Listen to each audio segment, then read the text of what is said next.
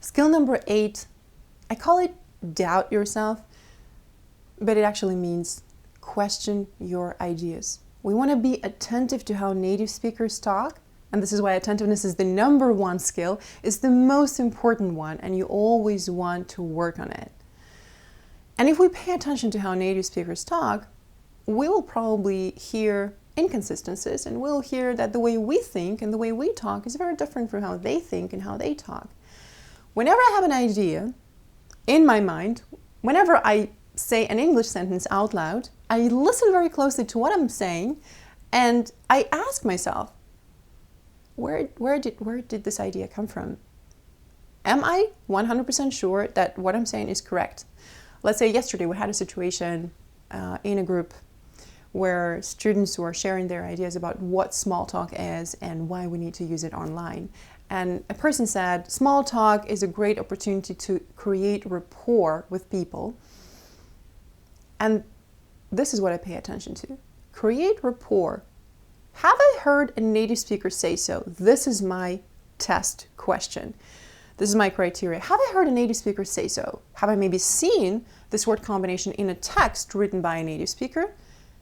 And you know what? I actually can't remember that I've seen it somewhere or I've heard it somewhere from a native speaker.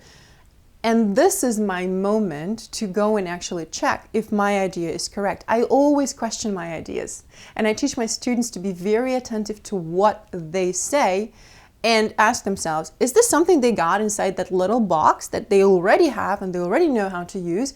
Or are they attentive to the things that are happening around them? And are they collecting precious gems to include in their box? Because if you're stuck in this box, you're never learning anything else.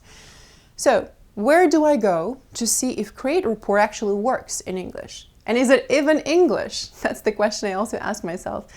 I simply Google this phrase. Create rapport. What will I find? I see build rapport, I see establish rapport, and I see 0 examples with create rapport. And this is how I learned that I should fix that speaking pattern, and instead of create rapport, I should start saying, well, small talk is a good opportunity to build rapport. Small talk is a great opportunity to establish rapport with people. And it's very important that you say the correct or the corrected speaking pattern out loud. If you only find it and you say it in your head and you never write it down, you never bother to write it down, you never bother to repeat it, you will forget it the next day, trust me. If you really want this to stay with you, you have to say it out loud. Google is the easiest source. Just Google your own thoughts and Google will tell you, I can't really find that, but maybe you mean this. And it will show you tons of different ideas, a lot of other suggestions how you can express the same idea but in correct English. Just make sure that when you Google stuff, you refer to credible sources, because everybody can post things on the internet and we don't want to look for information or look for correct word combinations in a blog of a Spanish speaker who is learning English, right? We want to go to credible sources. Other sources that I use, and I've spoken about them so often in my YouTube videos, are Scal, Phrase-It, Youglish is my favorite as well. Basically, they all do the same job. They show you how native speakers use the words in the context and how they use them in connected speech. They teach you what words go together and what words don't go together. They teach you what prepositions need to go here and where you don't need a preposition. They show you what ideas that you have are wrong and what ideas that you have are correct. All you need to do is you need to pay attention.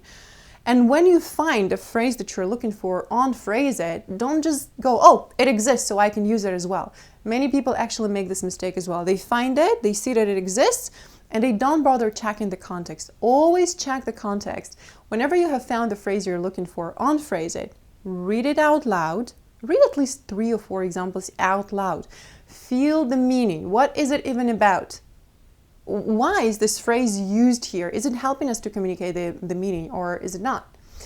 And you will understand if it will work for your context, because you don't just want to use correct word combinations, you want to communicate the meaning. You want to tell people what you really feel and what you really think. We are here talking about communicating beyond the level of words. What goes first when you communicate with people in English? Words or your intention? Or your heart? So if your intention goes first, you will always find the right words. If you communicate with people at the level of words only, then you can give them a bunch of grammatically correct words and word combinations and even sentences in English, but people will still have to spend some time trying to figure out what it is that you mean, right? Or you can end up giving people a bunch of correct word combinations and you will give them a job to make a sentence out of those word combinations.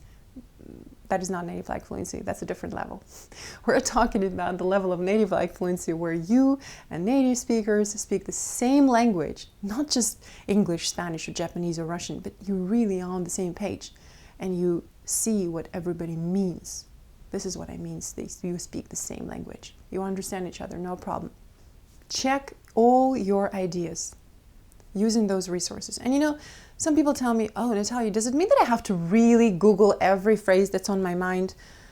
Unfortunately, yes. I understand that it sounds like a daunting, impossible task. This is why I encourage my students to start a journal or a diary and to start acquiring a habit of writing things down. Because when you write down a paragraph, then it's very easy to see what you actually need to Google. Because if you play this game in your head, you don't really see and you don't really pay attention to what exactly needs to be fixed. But when it's in writing, you can clearly see it and you can Google specific word combinations and see if your speaking and thinking patterns actually exist in the English language. Always ask yourself this question. Have I heard a native speaker say so? And if your answer is yes, it means you can find that source, the link to that web page, the link to that movie, or the link to that YouTube video, and you remember exactly where people said that and in which context. If you don't, it means you have to check yourself one more time.